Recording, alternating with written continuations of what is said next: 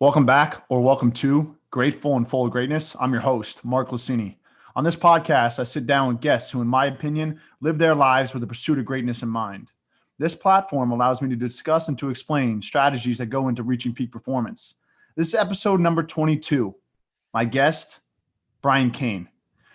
Brian was my very first mental coach. We met when I was a junior in college at Yale. Since then, I have developed a phenomenal relationship with him because he lives with constant high energy, empathy, and enthusiasm. Brian remains a lead authority inside the realm of mental performance. He has worked with Fortune 500 companies, world-class athletes and teams, executives and professionals inside almost every professional sports league. His client list and list of achievements seem endless. He is the creator of the Mental Performance Mastery Coaching Certification course, remains a best-selling author, speaker, and highly sought-after mental coach and consultant. For more information, check out his website, briancain.com. That's BRIANCAIN.com. I'm stoked for this conversation. Brian, thanks for making the time.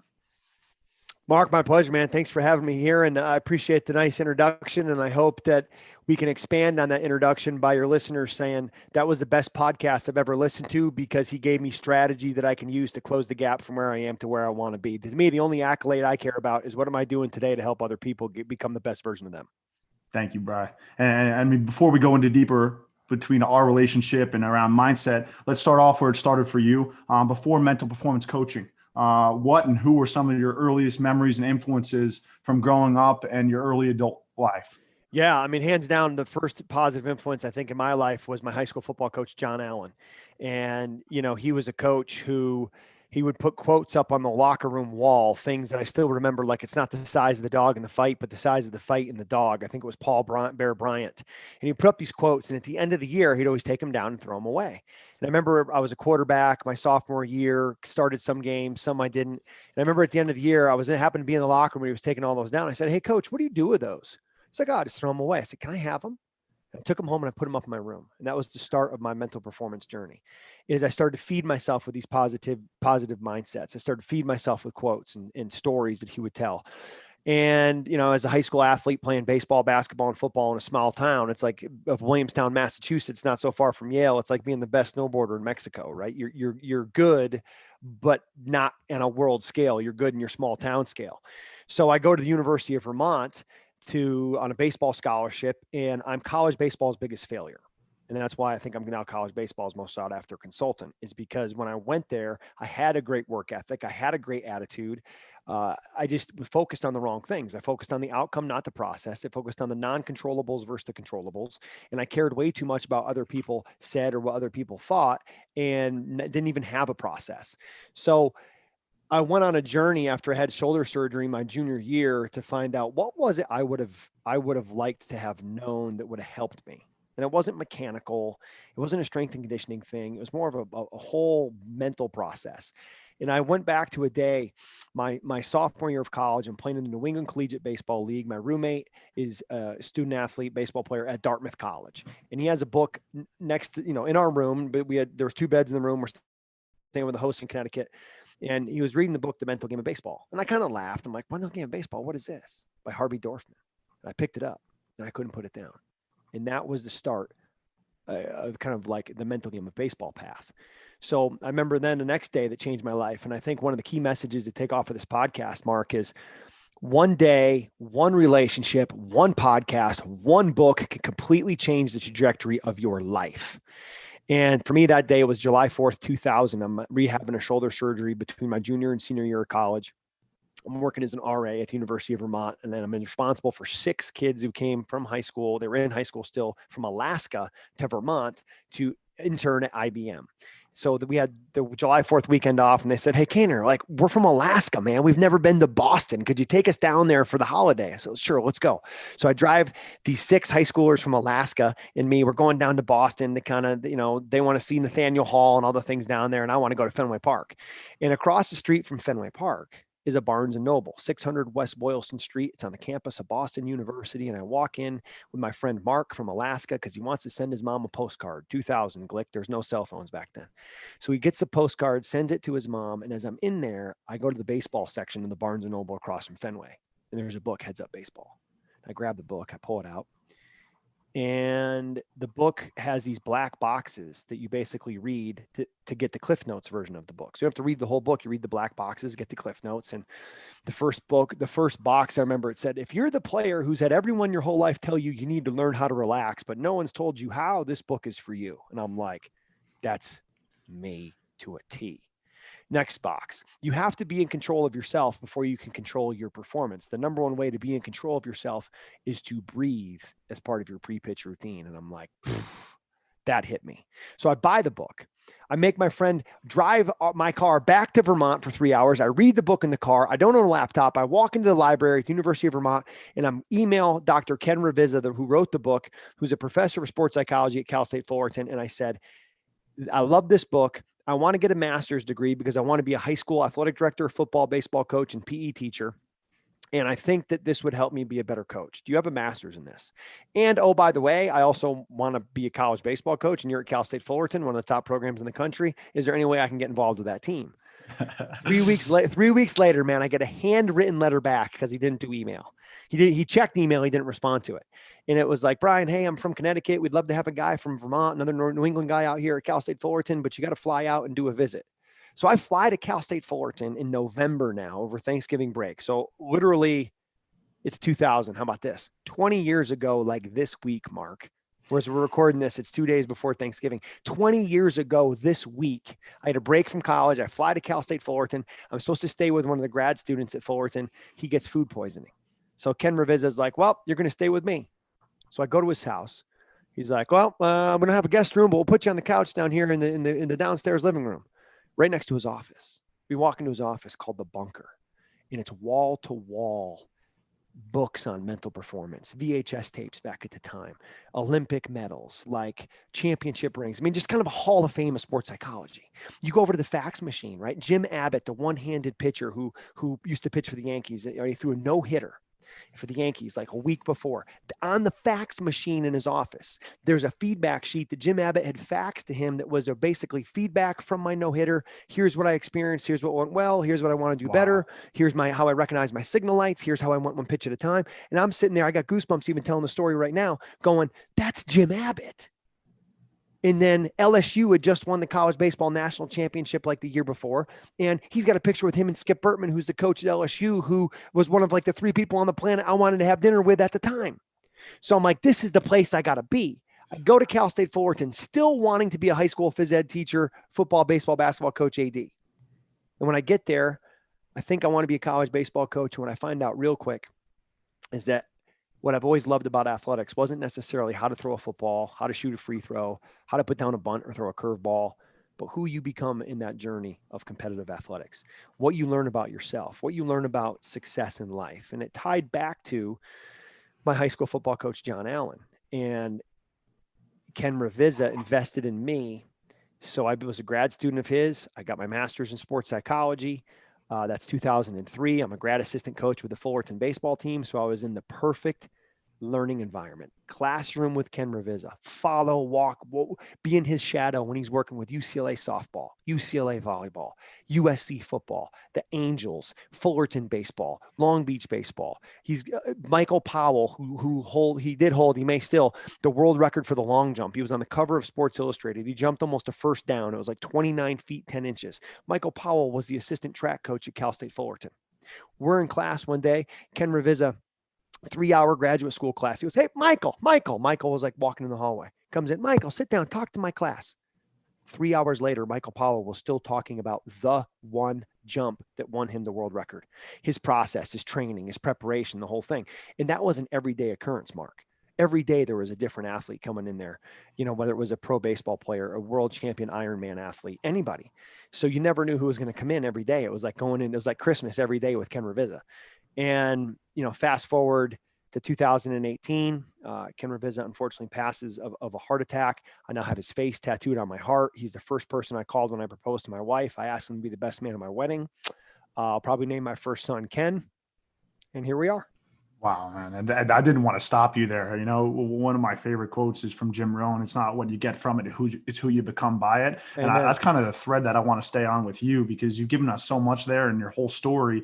And I want to stay along the thread of consistency and inflection points in your life. So I want you to continue the story and talk a little bit about maybe perhaps some inflection points or hardships that you went along the way to make you even a better mental coach along the way. Does anything come to mind as to being so close to you for several years, Bri? I've come to understand like some things that you've gone through, and I want you to share those because they've made you more authentic and even a better coach. What comes to mind? Yeah, I mean, I could probably go back to when I was in college, and I remember, the first time I failed. Like high school athletics was easy, right? I mean, that's most athletes who go play in Division I college sports. High school athletics are easy for them; they never really fail. So we all fail at some point. And for guys who are playing at the level that you're at, Mark, like there's athletes who get to Major League Baseball and still haven't failed, and then they fail for the first time there. So whenever you fail for the first time, you have to have something to go to. And that's probably the biggest thing I took away from Ken Ravizza was failure is positive feedback, have something to go to. I remember my fall freshman year, like I literally had a nervous breakdown in college because for the first time ever I was failing and I couldn't get anybody out. And I wasn't, the big dog on campus. I was a small cat on campus. And for the first time, I didn't know what to do. And I was totally lost. I had fallen victim to athlete identity, which is very real, where you see your self-worth tied into your performance as an athlete. A lot of people go through it, and I lived it. And then so that was difficult. I remember having like a nervous breakdown, and one of my friends who was on the soccer team was like, "You need to go talk to our sports psychologist. Like, you got to get it together." So I started to work with one in college named Sheila Stawinski. And that was also a pivotal point in my life where I'm like, wow, this is something that's really beneficial. I want to do more of this. Why isn't this mainstream and everyone use this? Why is this such a reactive field instead of a proactive field? Like, why are we only going to see the sports psychologist when things are wrong instead of going them to develop some skill to prevent the things from going wrong? So that was pivotal. My shoulder surgery, my junior year, where I really basically at that point realized I'm not playing Major League Baseball. I better figure out what I want to do with my life. My GPA went from like a 2.8 to a 4.0 because I just channeled my focus from baseball into academics. Another pivotal point, I think, for me, I became a high school athletic director after I graduated from Cal State Fullerton. And when you're 24 years old, you're a high school athletic director. You're responsible for 900 student athletes. You're responsible for, 100 coaches. You don't necessarily know what you're doing. You're learning by fire. And I became very sedentary, and I sat behind a desk. I would work from 6 a.m. until 10 o'clock at night. I would be at a desk and I just let myself go. I stopped exercising. I didn't have any nutrition plan, which I never had to have one because I was always moving. And I ended up getting to 240 pounds. And 44-inch waist. And I remember Dr. Declan Connolly, rest in peace, passed away in February of this year. My mentor at the University of Vermont. He was an exercise physiologist with the New York Rangers, well-respected exercise physiologist. I asked him to come up and speak at our school to our coaches and athletes. And he was an Irish guy. I said, Mr. Cain, I'll come up and speak at your school, but I'm going to bring up my bike and we're going to go for a ride around that lake up there by your school, Lake Memphremagog, Newport, Vermont. Beautiful place. So he comes up with his bike and I'm like, holy shit, I haven't rode a bike in years. This is going to be painful. We go out 3 miles in, Mark. I got to pull over. I'm like, Doc, like I feel like my heart rate's at 180. And he pulls up beside me and says, Mr. Cain, I got news for you. You want to work in professional athletics? You want to be a respected authority in mental performance?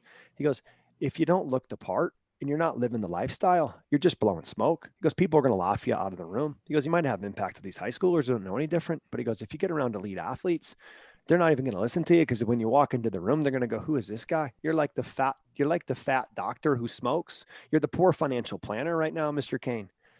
He's like, leaders aren't fat. You got to get your shit together. And it completely changed the trajectory of my life because somebody was finally honest, right? They weren't kissing your ass anymore. And he said, look, you got to tighten up. He goes, you got to pass the look test, man. When you go walking in, there's an edge that comes in before you open that door, right? There's an energy that's given off before you ever open your mouth. And I said, okay, well, I need your help. And I think that's one of the biggest things that we learn as we grow as men and as people is you have to ask for help. you have to have the humble confidence, the humility to know you don't have all the answers, but the confidence to know that you can find the answer if you ask the right questions. And I basically started to do a program I called Eating on the Odds. I would have like 2,000 calories a day and try to burn 3,500 and be at a deficit of 1,500. And, I would eat 7, 9, 11, 1, 3, 5, and 7. And I would eat the same thing, same day for like a year, year and a half, 2 years. And I got down to, from 240 to like 185, 190. It fluctuated probably between 190 and 205. And then, I felt like most people with weight loss is you're in and out, right? Because it's a goal and you hit the goal instead of it being a lifestyle. And I think that's one of the biggest things I've learned, as I was supposed to be competing in Ironman Arizona 2 days ago, but 12 days ago, they canceled it. So I'm 15 weeks into a training program, right? 3 swim, 3 bike, 3 run, 2 lift, 2 yoga every week for 15 weeks. How do you stay involved? Sorry not to cut you off because you're on something here. How do you stay involved, right? You get that news. There's no more race. What do you do? What do? I probably take about 30 seconds and say, shit, all that work. And then real quick, I reframe and go, you know what?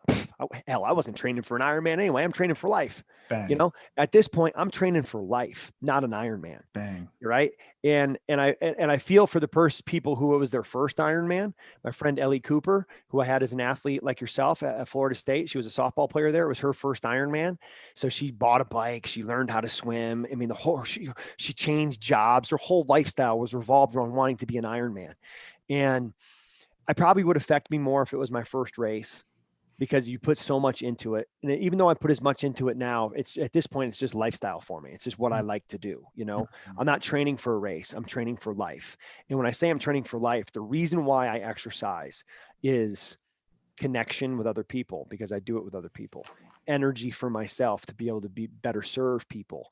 I love to wake up and sweat before screens because I feel like the rest of the day, I'm a better human being. I got better patience. I got better energy. I got better focus.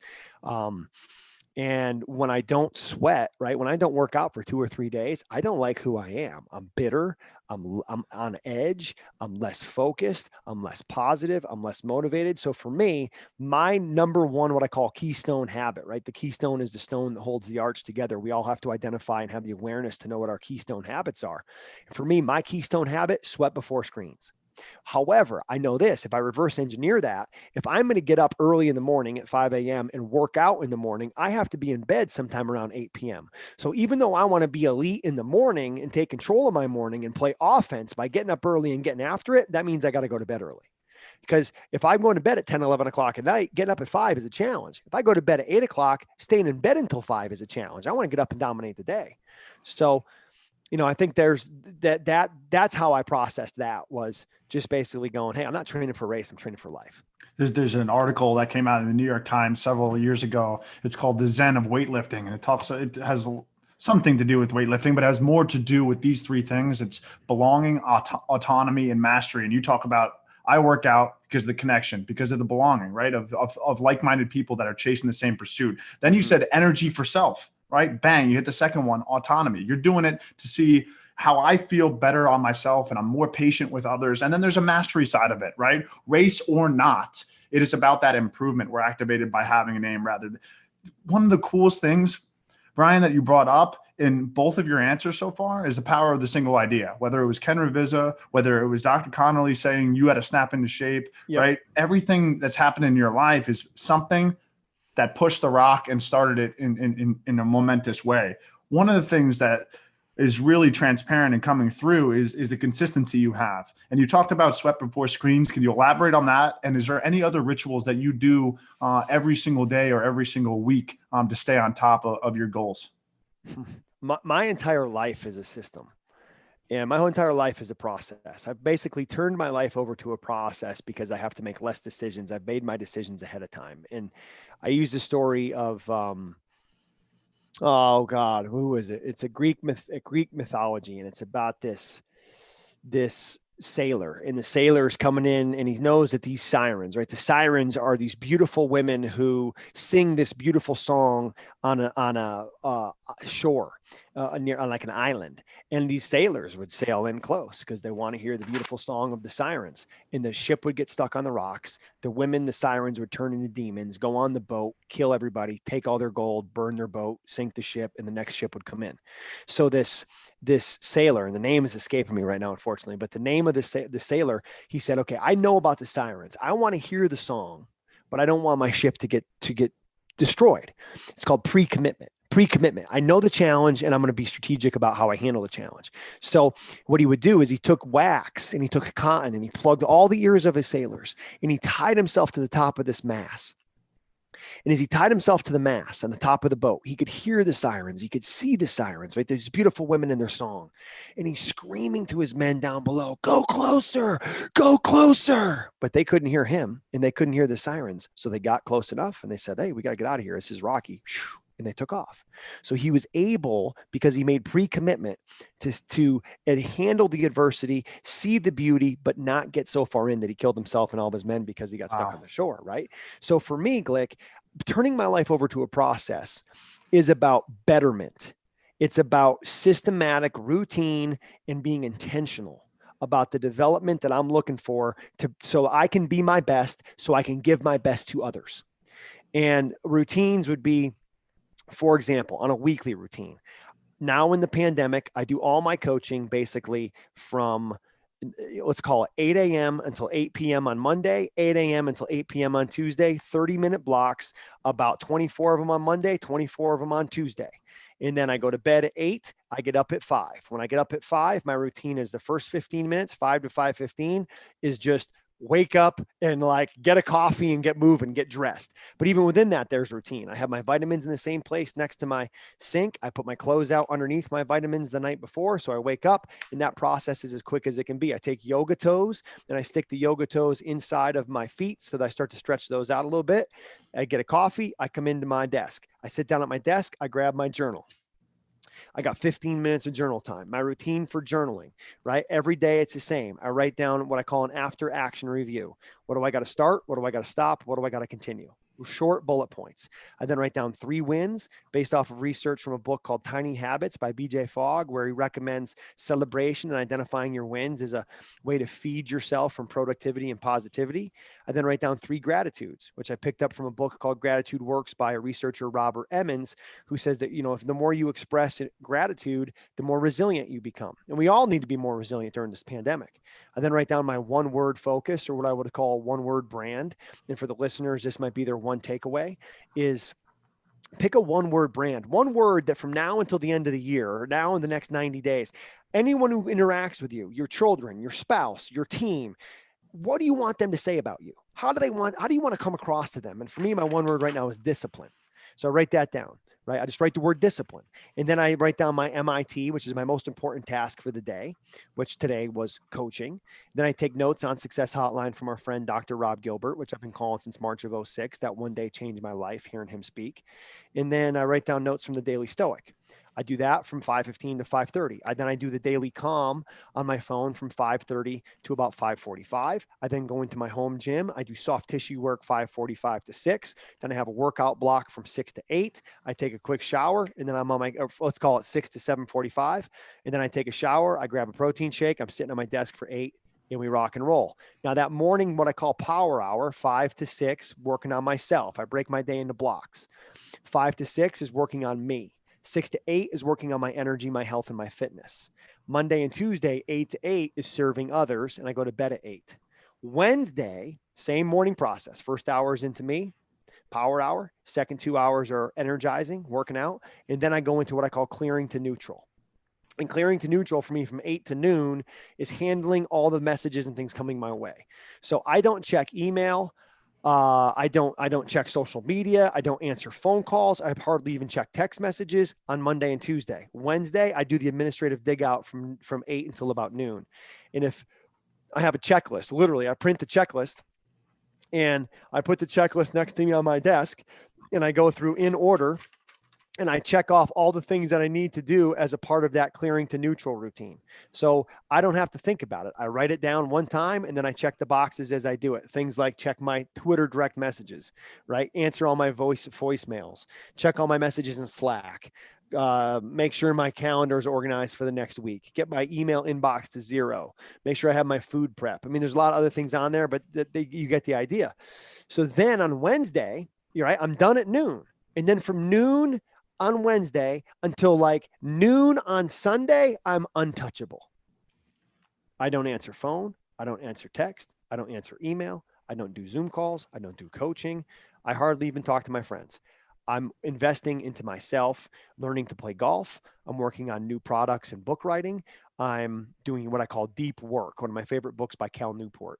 I create those blocks of deep work for myself, create love blocks. I invest time with my wife. And I mean, I'll scan email and text to see if there's anything that's urgent for one of my clients who might need something, like someone who's got a UFC fight that weekend, or an athlete who's competing to, get to the Olympics in Lake Placid. Like, there's always something going on. So I want to be available, but selective availability. And I probably put less than an hour into anything outside of myself on that Wednesday to Sunday. Now, granted, we don't have children, so, that would be different if we did. And then on Sunday, I do another administrative dig out from like 12 until 4. And then I prep myself from like 4 until 8 for the next week. I go to bed and rinse and repeat. That's been my pandemic routine. It's been tremendous. I absolutely love it. And for people listening to right there, I was probably trying to drink out of a fire hose. That was probably what it was like. So let me ask you questions inside of what you gave us there. How hard was it, or easy was it, for you to set up the pre-commitment, for you to set up that kind of a schedule? Is this something that happened overnight for you, or was that kind of a slow rollout? I came to the name. The name is the Odysseus. Odysseus is the gentleman who had the ship. The pre-commitment to me has been something that I have constantly been working on. I feel like I'm always evolving, right? We're always evolving. We're always growing. And to me, it's something that's a constant tweak and constant adjustment. And there's times where it's hard and there's times where it's easy. I know this. I know I'm better when I create structure in my life so that I don't have to make constant decisions. There's a lot of research that's been put into a thing called decision fatigue. It's why I only wear black, Glick. I wear black only because what am I going to wear today? Black. I don't have to make a decision, right? I eat the same food pretty much all the time, every day. Why? So I don't have to make a decision about food, because if I make wrong decisions about food consistently, I'll start climbing back up to 240 and not be the 179 pound person that I am today, who I feel like has got energy to go all day, do whatever, whenever, So, has it been hard to get to that level of pre-commitment and structure? Yes. But once I'm there, it's not nearly as hard as it is when I don't have it. When I don't have that structure, it becomes hard because I get exhausted by having to make decisions about what am I going to do. And then I get pissed at myself because I just waste time doing things that are low value, instead of doing high priority tasks that I want to do that are going to impact myself and the people who are around me and the people I get to serve on a daily basis. And then that was my second question inside pre-commitment is kind of, what do you do when life gets in the way, and how did you prioritize that when you were setting up your pre-commitment schedule? What was your thinking process there? Well, to me, the pre-commitment is almost a proactive way to not let life get in the way, right? Mm-hmm. And sometimes, like when I was a high school athletic director, life got in the way a lot because you have 90 people who are pulling at you. Right now, as an entrepreneur, I intentionally keep a very small team in a very tight circle, so I don't have people that are pulling at me as much. I still have a lot, but not nearly as much as I have in the past. So I think what the pre-commitment and the schedule and the routines do is they allow you to play offense. And even when you're playing offense, whether it's in lacrosse or in football, sometimes you got to call an audible, right? And that's what I do often is I compensate and adjust. As Ken Ravizza used to share with me, he'd say, be really routine and structure, but what trumps routine and structure is your ability to compensate and adjust. You have to be able to adapt and adjust, or compensate and adjust based off of what life throws you. So even though I assign every minute a task, something I learned from a mutual friend of ours, Jonathan Falcone, who was a lacrosse goalie at Yale, now works in the U.S. Navy. He said on a podcast we did together, give every minute a task. And I've done that. And I believe that's a very structured and focused way to live. I also will abandon that if I need to. I'm not married to it in the sense of, I think some people, when they create routines, like if they get out of routines, they freak out. If I get out of routines, I often just go, okay, let me attack what I need to attack outside of this routine and get back to it when I can. Yeah. Jocko Willink, who I'm sure you're aware of, right? Navy Sure. SEAL commander, author of the book Extreme Ownership. Jocko calls it turbo mode, right? He's like, if I get 3-4 days behind work wise, he goes, I will just lock it down and I will work 12, 14, 16, 18-hour days, 3, 4, 5 of them in a row to get back on top and play offense. And then I slip back into my ideal daily routine. Thank you so much for going through that, because that gives the listeners more digestible. And I think what I really wanted to make sure we highlighted there is, although the structure and routine can sound rigid and not fun and enjoyable, I want the listeners to understand that inside that kind of structure and extreme ownership inside your life, it makes it more fun, right? Jocko really does that extreme ownership to say the dichotomy of freedom versus discipline. And if you're more disciplined, you actually have more freedom to have more fun and to have more joy in your life. So that was huge. So switching gears a little bit, you worked with such finely conditioned athletes and in so many different realms. And I promise you, I will not get offended. But I have 2 questions on top of each other. What's your favorite sport or type of athlete to work with? And then could you translate that into baseball? Because I know you have such deep-seated roots in baseball. Sure. It got you into the game. So what's your favorite sport or athlete to work with? And then talk about your love for baseball for a little bit. Favorite sport and athlete I work with is the one I'm with in the moment. Love it. And and I say that because it is true. And I have learned to be that way.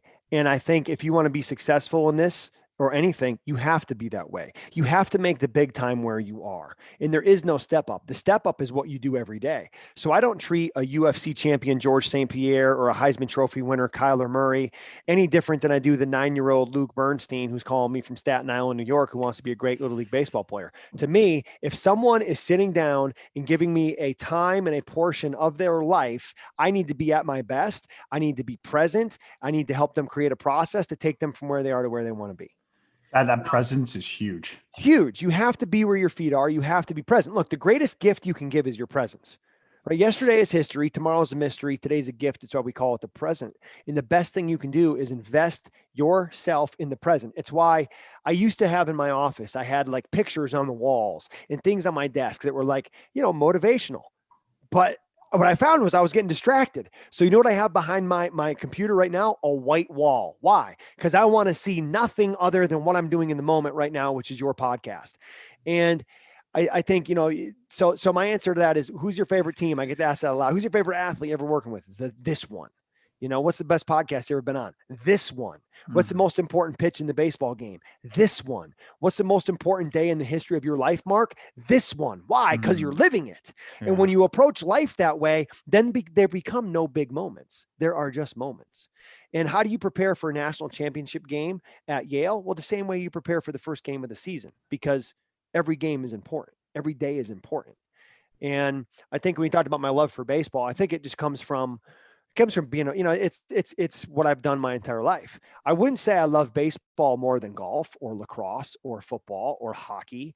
I just think I'm better at it because I have more time in it and I've been around it for so long. I have more experience to draw from. So I think I can add more value there because of those experiences and the people who I've been around, it's where I got my start. So, I speak English much better than Spanish. It doesn't mean I don't love Spanish. I just speak English better, So I've had a lot of privilege working with 950 guys who've been drafted into professional baseball. Cy Young Award winners, David Price and Jake Arrieta, this past year with the Dodgers, 2 of their World Series, players who hit in the 3 and 4 hole. Justin Turner I had at Cal State Fullerton, Max Muncy at Baylor. So it's always just exciting for me to be able to see those guys have success and, have been a small part of that and just excited to see them keep growing and keep winning. Awesome.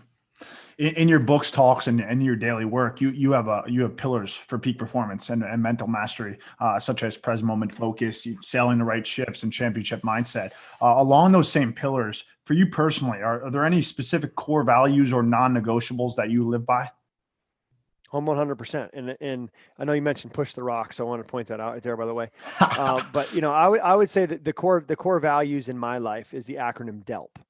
And I believe if you want to be successful as an individual in your life, or you want to be successful as an organization, and I talk about this in my, coaches certification program and my athletes program at briancain.com extensively, but you want to create what I call the MVP process. And the MVP process is mission, vision, and principles.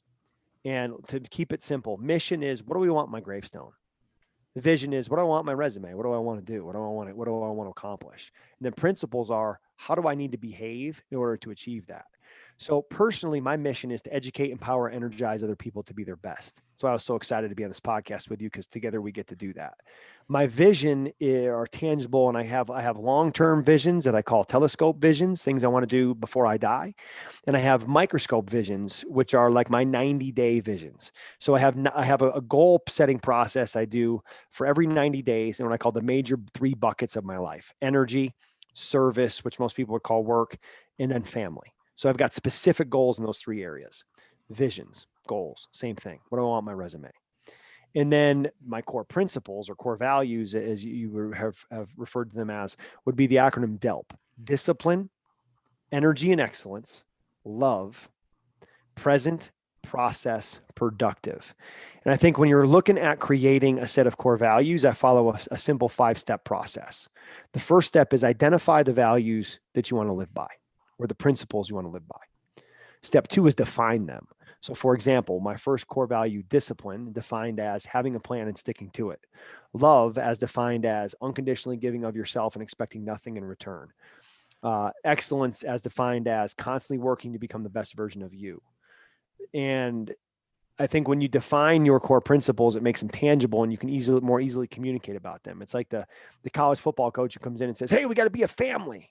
Well, you got a room of 120 people in there, some of which would jump on a grenade for their family, some of which would throw a grenade at their family. So you better define what family means for the people within that organization, or for yourself in your own life.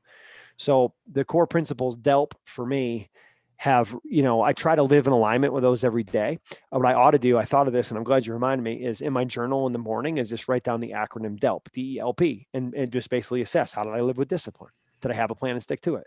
How was I with energy? Was I working to be the most healthy, energetic, vibrant person I can be? Was I committed to excellence, becoming the best I can in all areas? Did I have the discipline to have a plan and stick to it? Like all those different things that you reflect on. I think that's one of the biggest pieces we're missing in performance is reflection. And if you think about a 3-step cycle that I call the success cycle, is prepare, perform, reflect. And as an athlete, Mark, as one of the top, athletes and lacrosse players on the planet right now, you prepare your body and you prepare yourself to play in the game. You play the game. And then it's like, as soon as that game is done, we start preparing for the next one, right? If you look at Aaron Rodgers' interview this weekend, the Packers lose a game. He prepares all week for the game. The Packers lose. What's he say in the post-game press conference? Well, we're on to Chicago, on to the next game. And it's like, we never press the pause button and reflect. But reflection is where awareness is created, and awareness is the first step to all growth. So another thing that I think that listeners want to take out of this is, hey, press pause and reflect sometimes on your life. And here's my 3 questions for reflection. What do I need to start doing? What do I need to stop doing? What do I got to continue? Another 3 questions for reflection. What am I doing well? What do I want to do better? How am I going to do it? Here's another 3 questions for reflection that I try to use on the golf course frequently. What was I trying to do? What happened? What's my next best move? And when you reflect using any of those sets of questions, that allows you to build awareness, which then leads to more growth. You're awesome, man. That was awesome. Just rattling that off. I hope people slow it down or have a pen in hand when they're doing that. There's this TED talk that I slipped into mind the title of it for me, but it makes this pie chart split into 3 things. Planning and execution are 98% of the pie. Only 2% is is debrief. Right? You spend all this time in the military getting the plan in order, shipping out, go to the hot zone, then come back. You still, as tired as you might be, have to debrief. And that's the most important thing. So you understand what happened. This goes into, I want to ask you a personal question along those same lines. One of the mentors that I work with is Dr. Versari, who was the head sports psychologist for the NBA. And she and I often converse how an individual or a team's greatest strength is also their greatest weakness. So I want to turn that over to you. Is when you reflect, right, for a second, what is that for you? What is something that you use to your advantage, but you also know it can be a weakness at times?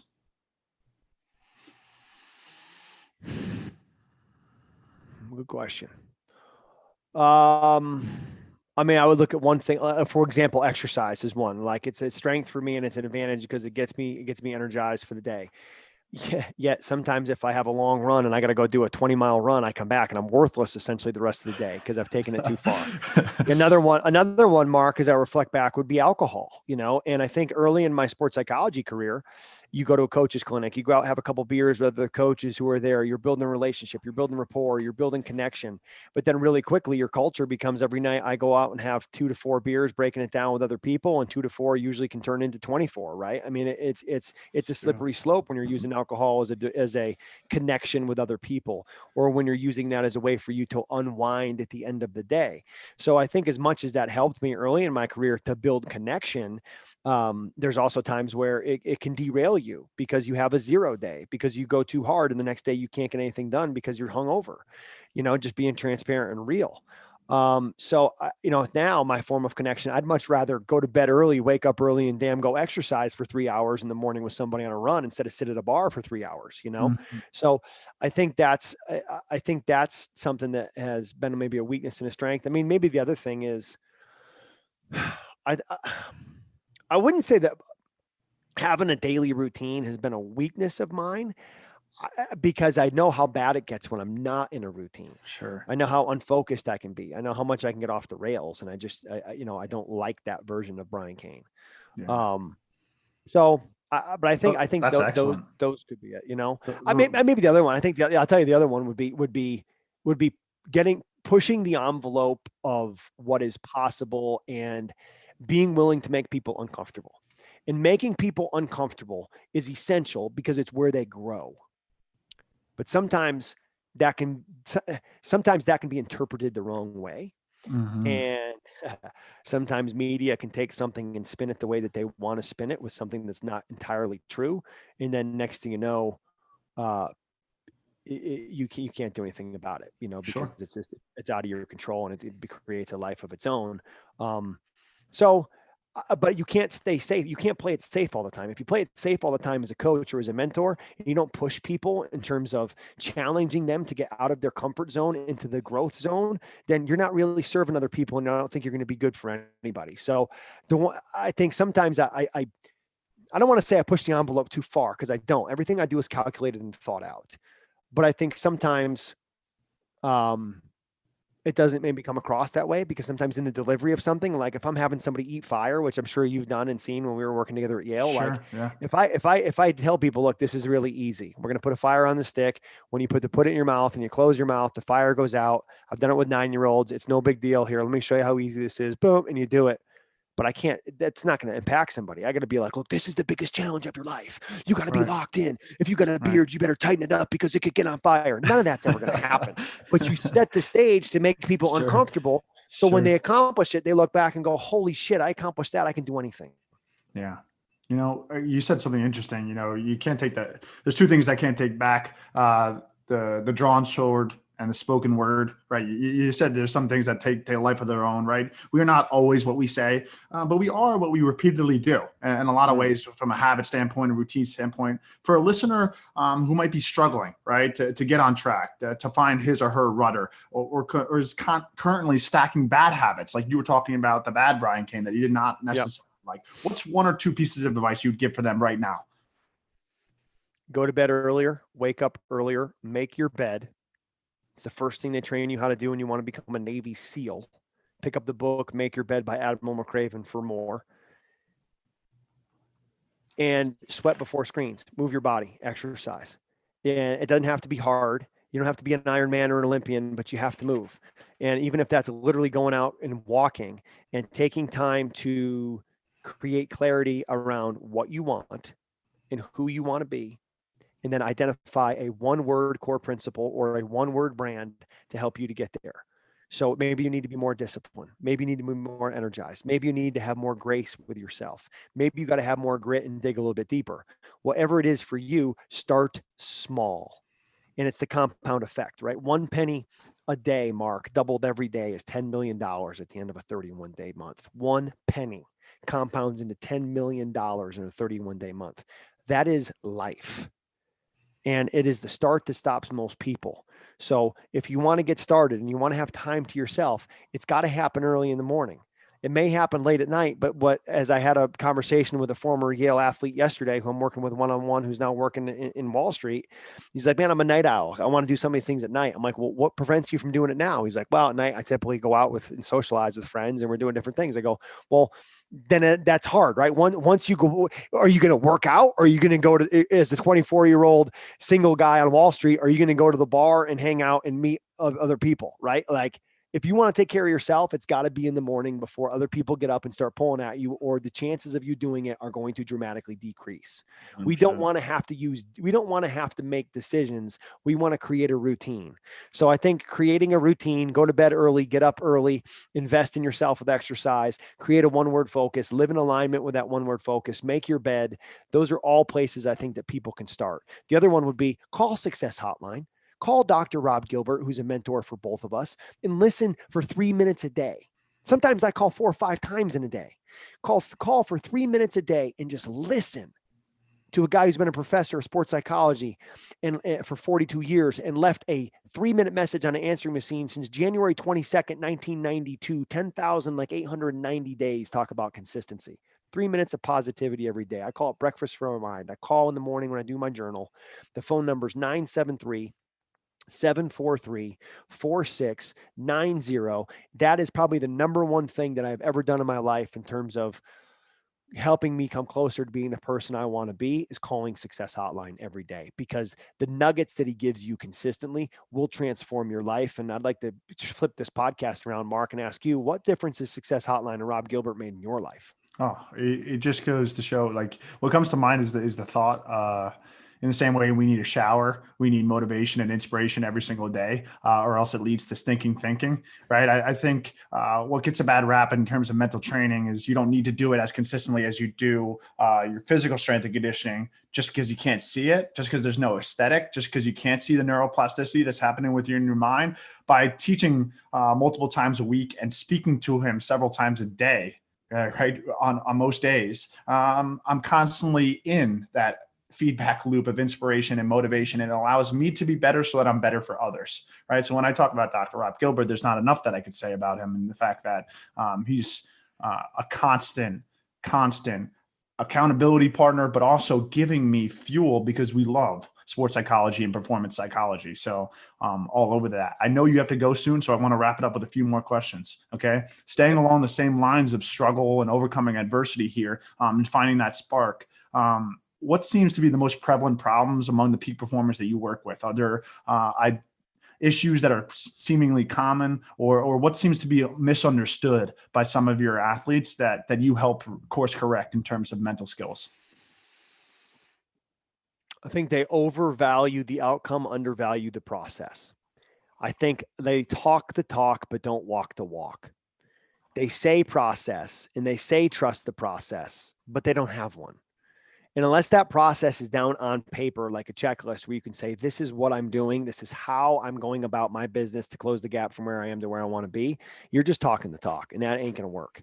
So one of the first things I do with the athletes or clients I work with, whether it's athletics or corporate, is I say, show me your process. Show it to me on paper, because once it's on paper, we can then tweak it, we can evaluate it, we can define it. And then once we have those in place and it's on paper, we can then put it into the minds and hearts of the people who we're working with or we're leading. So I think that's one of the biggest misconceptions, is that you can have it up here. It's got to be down here, because then I can share it with people, right? I can share it with people. I can send an article right now that research proves that you're 33% more likely to achieve something once it's written down than formulated in your mind. I want to wrap up with a speed round and one final question. Let's go. Whatever comes to mind, use that to finish the sentence that I say. Okay. Are you ready? Yep. I, Brian Cain, am most grateful for the moment. My favorite quote right now is dominate the day. The book I recommend the most, Heads Up Baseball by Ken Ravizza. It all comes down to what you decide to do on a daily basis. What I know now that I wish I knew when I was first getting started out. Control what you can control. The rest is bullshit. Last question. You've studied and worked with some of the best in the world at his or her and their sport. When you reflect on a common theme among them, what do you believe greatness to be? How do you define greatness?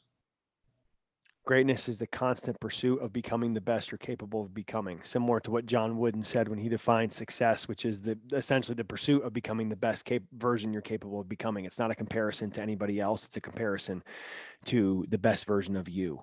I think the other common thing is obsession with growth, obsession with work, obsession with wanting to uncover every stone possible to become the best I can be at what I'm doing.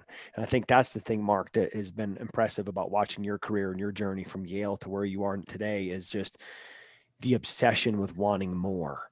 The obsession with not wanting more from a material standpoint, but the obsession of wanting more for yourself so you can become more. I think it's more of an obsession with becoming more so you can be a better teammate, so you can leave the world a better place, so you can inspire and motivate others, so you can take those gifts, work on them yourself, and then give those gifts away. And there's people who are obsessed with like running the sub 2-hour marathon. There's people who are obsessed with running a sub 4-minute mile. There's people who are obsessed with putting people on different planets. What are you obsessed with? And when you can mirror your obsession or your vocation with what you love to do, right? I'm like mirror vacation in vocation. Like when I'm on vacation, I want to do the same exact thing I'm doing every day with my vocation. Like it is just a lifestyle. I am living in alignment with who I want to be and what I want to do. When I go on vacation, what do I want to do? Train, eat well, coach, love deeply. What do I want to do on a daily basis? Train, eat well, coach, and love deeply. Whether it's loving my wife, loving the people I'm working with, I want to live DELP on a daily basis. And if I can do that, I feel like when my head hits the pillow, I've won the day. I love you, Brian Cain. You are the man. Dr. Rob Gilbert describes that as a monomaniac with a mission. Don't be well-rounded, be sharp-edged. You're certainly sharp-edged. And what I will say is the story in which we first met, you walked into the room. I'm at Yale, and you asked us a question. You wanted us to stand up and to sit down if we thought the mental game was 50% mental or less. And you kept going up and up and up and up to the point where I was the last one standing in that room. You were at 98%. You looked at me curiously and you said, you really think it's 98% mental? And then our relationships blossomed from there. We're both advocates for mental health and mental training. I'm really grateful for our relationship, and thanks for making the time. I look forward to years ahead of dominating the day and helping the world. Yeah, Mark, I appreciate you having me, man. And I can't thank you enough for giving me the opportunity to join you on your podcast. And for the listeners who are, if they're looking for more, they want to connect, they can find me at briancain.com. They can find me on social media, Twitter, Instagram, Facebook at Brian Cain Peak. And, if I can do anything from a one-on-one coaching standpoint, or if anybody's interested as an athlete and getting into my 30-day athletes program, or as a coach into my coach's certification program, they can get those at briancain.com. And I would love to be able to continue the conversation and continue to help other people to become the best version of themselves so I can live in alignment with the mission and how I want on my gravestone.